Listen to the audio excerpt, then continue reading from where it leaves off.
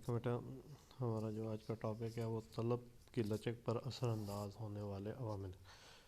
یعنی طلب کی لچک پر اثر انداز ہونے والے عوامل سے مراد کہ آیا شے کم لچک دار ہوگی یا زیادہ لچک دار ہوگی. وہ کون سے عوامل ہیں جو متعین کرتے ہیں کہ چیز جو شے ہے ہماری وہ کم لچک دار ہے یا زیادہ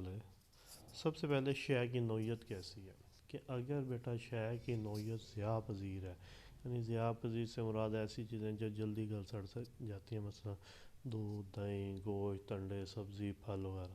تو ایسی چیزوں کی طلب جو ہوتی ہے وہ کم لچک دار ہوتی ہے. جبکہ اس کے علاوہ اس کے علاوہ اگر جو پائیدار اشیاء ہیں ان جس طرح مثلا گندم ہے، چاول ہے، یا جن چیزوں کو ہم سٹور کر سکتے ہیں ان کی چیز زیادہ لچکدار ہوتی ہے. اس کے علاوہ ایک شے کس نوعیت کی آیا وہ بنیادی ضروریات زندگی میں، مثلا گھی، آٹا، چاول وغیرہ، تو جو انسان یہ زندگی کے لازمی ہیں، تو یہ چیزیں کم لچکدار ہوتی ہیں. جبکہ وہ چیزیں جو سامان تعیشیات میں، یعنی اے سی، فریج اور بنگلہ، گاڑی وغیرہ، یہ جو چیزیں آتی ہیں یہ کیا ہے کیونکہ ان کا استعمال کم کیا جا سکتا ہے، لہذا ان کی طلب کم ہوتی ہے، اس لیے یہ زیادہ لچکدار ہوتی ہے. قیمتوں کا معیار، کہ قیمتوں کا معیار کیا؟ بیش قیمت یعنی وہ چیزیں جو زیادہ مہنگی ہیں یا وہ چیزیں جو بہت کم مہنگی ہیں، دونوں کم لچکدار ہوتی ہیں. اس کی وجہ یہ ہے کہ اگر مثال کے طور پہ ہیرا ہے، ہیرے کی اگر قیمت کم ہو جائے تو یہ ممکن نہیں ہے کہ اس کی طلب میں اضافہ ہو جائے، یا قیمت کے زیادہ ہونے سے طلب کم ہو جائے گی، ایسا ممکن نہیں. کیوں؟ یہ لوگ چند ایک لوگ خریدتے ہیں، اگر اس کی قیمت بڑھ بھی جائے تو وہ لوگ اس میں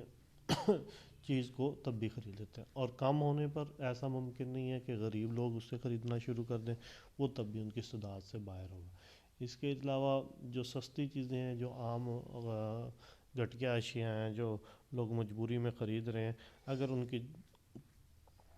کی قیمت بڑھ جائے یا کم ہو جائے، دونوں صورتوں میں امیر لوگ ان کو نہیں خریدیں گے یا غریب اس کو چھوڑ نہیں دیں گے، کیونکہ وہ اس کے علاوہ اور کوئی چیز نہیں استعمال، تو اس لیے وہ بھی کم لچکدار ہوتے ہیں. شے کا استعمال ملتوی ہونا، اگر کوئی جو چیز آپ استعمال کر رہے ہیں اگر اس چیز کا استعمال ملتوی کر سکتے ہیں تو وہ زیادہ لچکدار ہوگی شے، اگر ملتوی نہیں ہو سکتا تو وہ کم لچکدار ہوگی. نعم البدل کی موجودگی، کہ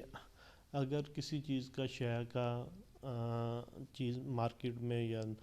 منڈی میں نعم البدل موجود ہے تو وہ شے زیادہ لچکدار ہوگی. کیوں؟ اگر وہ مہنگی ہوگی تو لوگ اس کو چھوڑ کر دوسری طرف چلے جائیں. اگر کسی چیز کا نعم البدل موجود نہیں ہے تو ہم لوگوں کو کیونکہ مجبوراً وہی چیز خریدنی پڑتی ہے، اس لیے وہ کم لچکدار کے ہوگی. گھریلو بجٹ میں تناسب، کہ جس شے کے خرچ کا گھریلو بجٹ زیادہ ہوگا اس کی طلب زیادہ لچکدار ہوگی. بس دیکھیں ہم گھی میں ہمارے ہاں پر گھریلو بجٹ میں دیکھیں جس طرح کھانے پینے میں گھی، چینی، آٹا وغیرہ کا، پتی وغیرہ کا بجٹ زیادہ ہوتا ہے گھر میں تو اگر وہ اس کی قیمتیں کم یا زیادہ ہوں گی تو اس سے ان کی طلب پر فرق پڑتا ہے. تو اس لیے جن کا بجٹ میں زیادہ حصہ ہوتا ہے وہ زیادہ لچکدار، اور جن کا بجٹ میں کم حصہ ہوتا ہے وہ کم مثال کے طور پہ ماچس ہے، اگر ماچس 1 روپے کی ہے تو اگر 2 روپے کی ہو جائے تو ہم اس کو خریدتے ہوئے کوئی اتنی ہچکچاہٹ نہیں کریں، کہیں گے خیر ہے 2 روپے کی بجائے 2 کی ہوگی کوئی اس میں، کیونکہ وہ بجٹ کا بہت مائنر حصہ ہے، اس لیے وہ زیادہ کم لچکدار. شے کے استعمالات، کہ شے ایک سے زیادہ مقاصد کے لیے استعمال ہو تو اس کی طلب زیادہ لچکدار ہوتی ہے، اور اس شے کا صرف ایک استعمال ہو تو اس کی لچک کم مثلا لکڑی کو جلانے، فرنیچر بنانے، عمارتوں میں استعمال کیا جا سکتا ہے. اگر لکڑی کی قیمت بڑھ جائے تو اس کا ایک استعمال ترک کر دیں گے، جبکہ بجلی کا استعمال صرف مشینری وغیرہ چلانے کے لیے ہوتا ہے، اس لیے بجلی کا استعمال ترک نہیں کیا جا سکتا. صارفین کی پسند اور عادات، اگر کوئی شے صارف کی عادت میں شامل ہو جائے تو اس کے استعمال کو ترک نہیں کیا جا سکتا. آپ دیکھ لیں جس طرح ہمارے ہاں سگریٹ، چائے، پانی وغیرہ ہے، اس میں کیا ہے کہ یہ ہماری عادت میں شامل ہے، یہ اب مہنگی دن بہ دن ہو بھی رہی ہیں، لیکن کیونکہ ہم عادت پوری کرنی ہوتی ہے، عادت سے مجبور ہوتے ہیں، تو اس شے کو ہم خریدتے ہیں، تو اس لیے وہ کم لچکدار ہوتی ہے۔ آمدنی کا معیار، کہ جس شخص کی آمدنی زیادہ ہوگی اس شے کی طلب کرے گا، اور اس کی طلب کم لچکدار۔ دیکھیں امیر لوگ ہیں جن کے پاس بے تحاشا پیسہ ہے، ان کو مہنگائی سے کوئی فرق نہیں پڑتا، کیوں؟ ان کے پاس پیسہ اتنا زیادہ ہے کہ اگر چیزیں مہنگی بھی ہو جائیں گی تب بھی وہ اس کو خریدیں گے، تو ایسی صورت میں ان کی طلب میں کوئی تبدیلی نہیں ہوتی، وہ کیا ہے، کم لچکدار ان کی طلب ہوتی۔ جبکہ اس کے نسبت اگر ہم غریب کو دیکھیں تو غریب کے پاس پیسے بہت کم، پہلے ہی وہ ہینڈ ٹو ماؤتھ ہوتا ہے، تو اگر وہ چیزیں مہنگی ہو جائیں تو وہ کیا طلب میں کمی کر دیتا ہے، تو اس غریب کی جو یا کم آمدنی والے شخص کی جو طلب کی لچک ہے وہ کم لچکدار کہلائے گی۔ اس کے بعد ہے طلب کی لچک کی عملی اہمیت، کہ آیا ہمیں اس کی عملی زندگی میں بھی اہمیت؟ ہاں جی، تو بیٹا سب سے پہلے ہمارے وزیر خزانہ اس کو استعمال کرتے ہیں، کیونکہ اس نے بجٹ ٹیکس لگانے ہوتے ہیں آمدنی کے لیے، تو وہ اب جب ٹیکس لگائے گا تو کیا ہوگا، پرائس بڑھ جائے گی، جس سے آمدنی ٹیکس کم ہو، آمدنی طلب کم ہو جائے گی، تو وہ ٹیکس عائد کرتے وقت وہ چیز کو سلیکٹ کرتے ہیں جس کم طلب لچکدار ہوتی ہے، کیونکہ انہیں پتہ ہے کہ اگر ہم اس پر ٹیکس بھی عائد کر دیں گے تو کیا ہوگا، اس کی طلب کم نہیں ہوگی، تو جس کی وجہ سے کیا ہوگا، ان کی آمدنی میں اضافہ ہوگا۔ اور اسی طرح جو چیزیں زیادہ لچکدار ہوتی ہیں